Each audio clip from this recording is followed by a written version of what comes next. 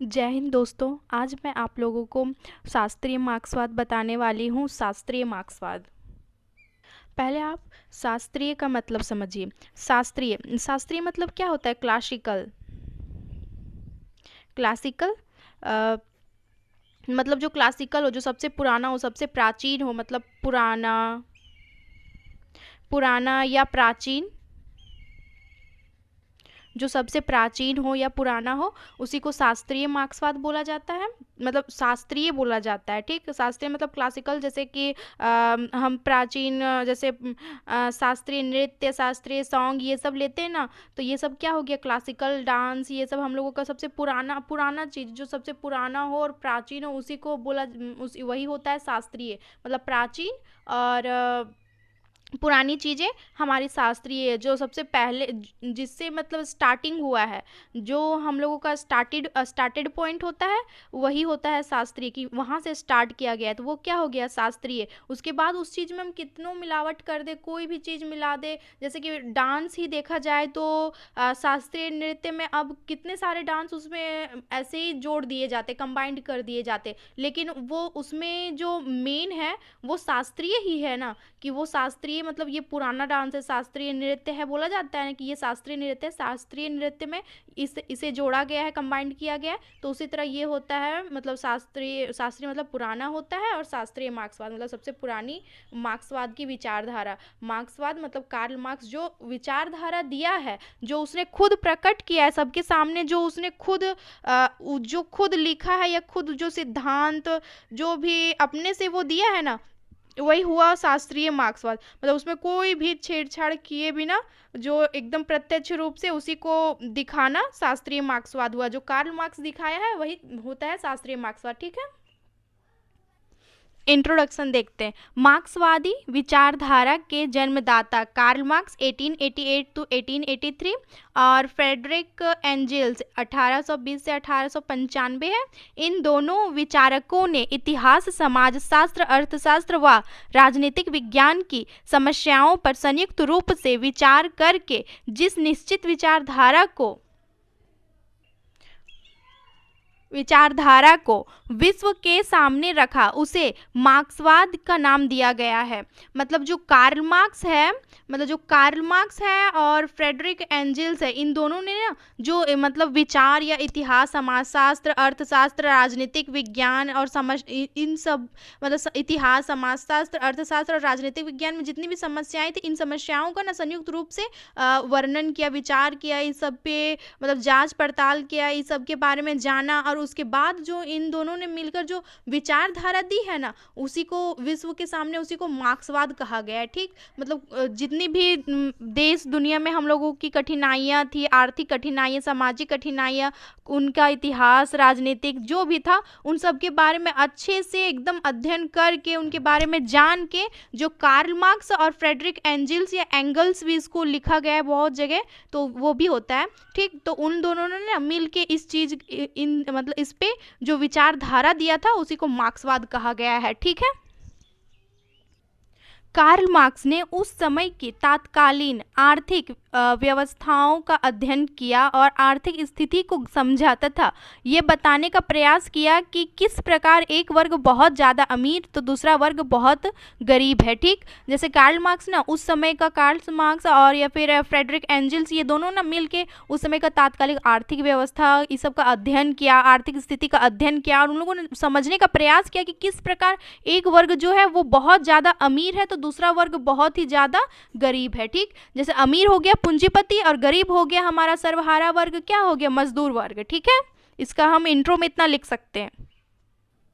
शास्त्रीय मार्क्सवाद, Karl Marx ने जो विचारधारा स्वयं दी है, उसी को शास्त्रीय मार्क्सवाद कहा गया है। मतलब क्या बोल रहा है कि कार्ल मार्क्स ने जो विचारधारा स्वयं दी है, ठीक, उसी को शास्त्रीय मार्क्सवाद कहा गया है। कार्ल मार्क्स के जो अपने विचार हैं, जिसे कार्ल मार्क्स ने स्वयं दिया है, उसमें बिना कोई परिवर्तन किए उसे शास्त्रीय मार्क्सवाद कहा गया है। मतलब जो प्रत्यक्ष रूप से जो है, ठीक है, जो प्रत्यक्ष रूप से है, उसी को हम लोग शास्त्रीय मार्क्सवाद बोलेंगे। जो प्रत्यक्ष रूप से, जिसे बिना छेड़ छेड़छाड़ किए दिखाया जा रहा है हम लोगों को, वही शास्त्रीय मार्क्सवाद है। जैसे दास कैपिटल में इन्होंने जो भी विचारधारा, जो भी सिद्धांत दिया, ये सब सब इनका अपना है, तो फिर ये सब क्या हो गया, शास्त्रीय मार्क्सवाद। ठीक है।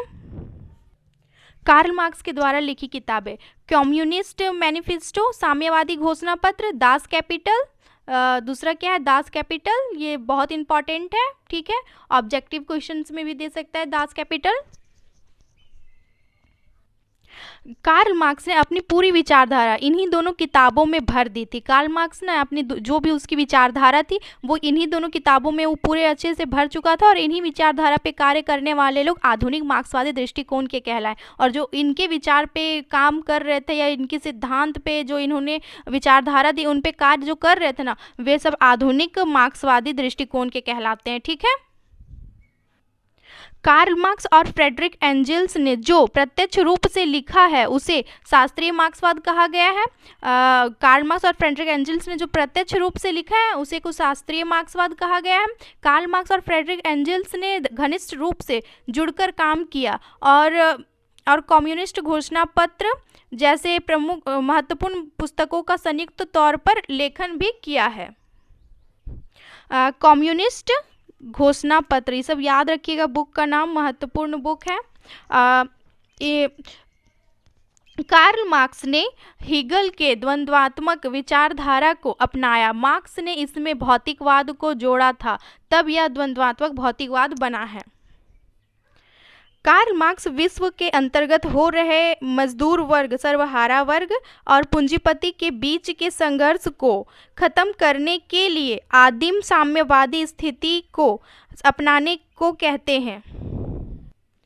आदिम साम्यवादी, जब प्राकृतिक का निर्माण हुआ था तब मनुष्य का किसी भी चीज़ों पर नियंत्रण स्थापित नहीं था। हर एक गतिविधि प्राकृतिक के अनुसार होती थी। आदिम साम्यवाद में क्या था पता है, जब प्राकृतिक का निर्माण हुआ था, जब मनुष्य किसी भी चीज़ों पे अपना कंट्रोल नहीं कर पाता था, मतलब सब कुछ प्रकृति के अनुसार होता था। जैसे उन लोगों में इतनी समझ थी ही नहीं कि ये चीज़, मतलब बस उनको अपना पेट भरना था, उनका पेट भर जाए वही। लेकिन धीरे धीरे ना लोग वही विकसित होने लगे, लोगों में थोड़ा थोड़ा समझ उत्पन्न हो गया और वे समझने लगे कि अब चीज़ों को ना हमें रखना बहुत ज़रूरी है। तो वे क्या करते थे ना कि जो मतलब थोड़ी बुद्धि, मतलब जिनकी थोड़ी बुद्धि बढ़ी या थोड़ा उनमें मतलब तीव्रता आई, जो थोड़ा समझने, जानने, बूझने, समझने की शक्ति जिनमें बढ़ने लगी ना, उन लोगों ने ना तो मतलब सामानों को, जैसे कि कोई आम का ही पेड़ है तो वो आम ना उनका पेट एक आम से भर रहा था, लेकिन वो एक आम की जगह 10 आम को तोड़ने लगे और एक खाते थे और 9 रखने लगे। तो इस तरह से उन लोगों में ना संगठित करने का, एकत्रित करने का, इस सब का भावना उत्पन्न होने लगा।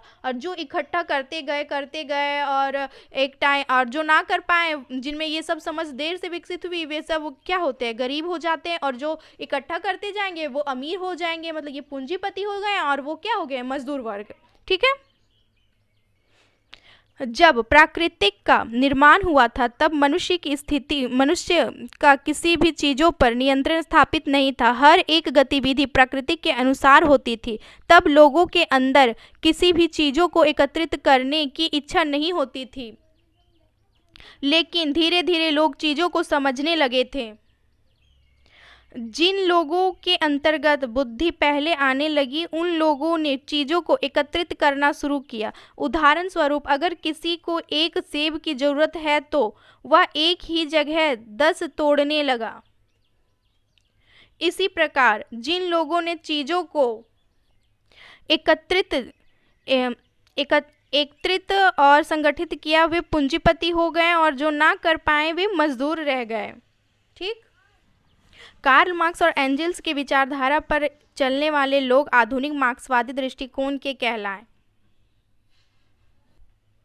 आधुनिक मार्क्सवादी दृष्टिकोण, आधुनिक मार्क्सवादी दृष्टिकोण का मतलब क्या होता है, जैसे कार्ल मार्क्स और एंगल्स ने जो विचारधारा दिया ना वो शास्त्रीय मार्क्सवाद हुआ। ठीक, मतलब वो एकदम जो दिया है वो है, तो वो रियल है, उन्होंने अपने मुख से वो चीज़ बोला है, वो चीज़ है। ठीक है, लेकिन उसी के जगह अगर उनके मुख से बोली गई विचारधारा या फिर सिद्धांत, जो भी उन्होंने सिद्धांत दिया, उन सिद्धांतों पर न जो काम कर रहे हैं वे लोग होते हैं आधुनिक मार्क्सवादी दृष्टिकोण के। उन्हें बोला जाता है मार्क्सवादी दृष्टिकोण, उनमें मार्क्सवादी दृष्टिकोण होता है। मतलब ये क्या है, ये मार्क्स का सिद्धांत है, ये मार्क्स के नज़रिए को अपने अपने यहाँ उतार रहे हैं। ठीक, जैसे कि आप ही अगर मान लीजिए अगर आप ही अगर कोई कुछ भी विद्रोह छेड़ देते हैं कि नहीं सर्वहारा वर्ग मजदूर वर्ग एक हो जाए और पूंजीपतियों को मार भगाए, ठीक, तो ये आप में क्या आ गया, ये मार्क्सवादी दृष्टिकोण आप में आ गया है। ठीक है,